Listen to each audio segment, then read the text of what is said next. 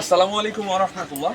আজকে আমি আপনাদেরকে দেখাবো ম্যানুয়াল ইনকিউবেটরে কিভাবে সঠিক নিয়মে ডিম বসানো হয়। যেহেতু ডিম বাচ্চা ফোটানোর জন্য বসানো হচ্ছে, সেহেতু সঠিকভাবে যদি ডিম না বসানো হয়, সেহেতু ডিমের হ্যাচিং অনেক অংশ কমে যায়।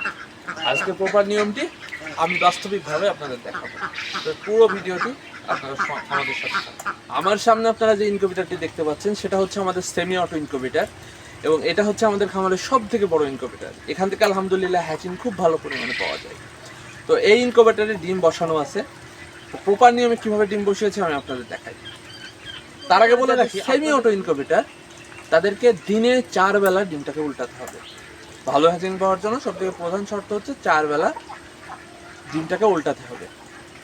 এবং নিচে ইনকিউবেটরের নিচে যে আমরা পেপার পারি, অনেকে পেপার পারে, সব থেকে ভালো হয় একটা সুতি কালার কাপড় নিচে পেরে রাখা। তো এখন দেখাই যে প্রপার নিয়মে ডিমটা কিভাবে বসাবেন। আমি একটা মুরগির ডিম তুলছি, এটা দেশি মুরগির ডিম।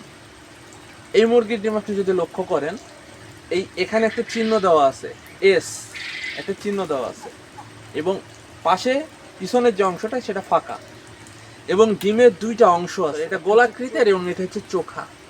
দুইটা অংশ আছে গোলাকৃতি।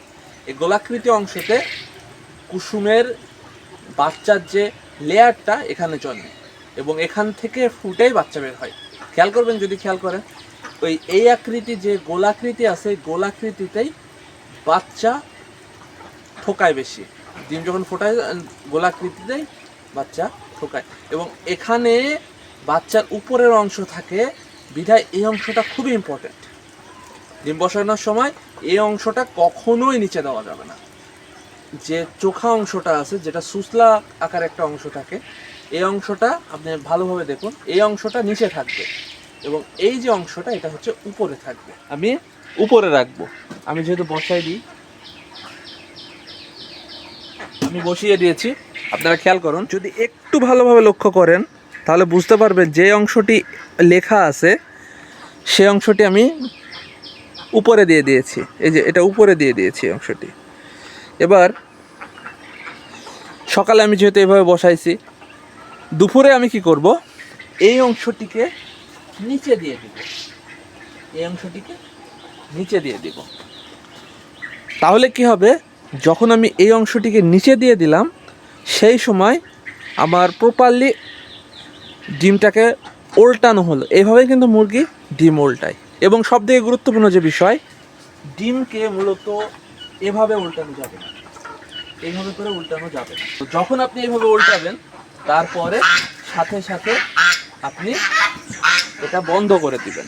যদি আপনি ডিমটাকে ওইভাবে উল্টান, ওই নিয়মে যদি ডিমটাকে উল্টান, তাহলে প্রপারলি হ্যাচিংয়ের সম্ভাবনা যেমন বাড়বে, ঠিক তেমনই ডিমটাতে বাচ্চা মারা যাওয়ার সম্ভাবনাও কমবে।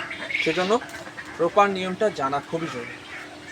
আপনারা দেখলেন কিভাবে ইনকিউবেটরে ডিম বসাবেন সঠিক নিয়ম। ভিডিওটি ভালো লাগে অবশ্যই চ্যানেলটিকে সাবস্ক্রাইব করে রাখবেন আরও ভিডিও পাওয়ার জন্য।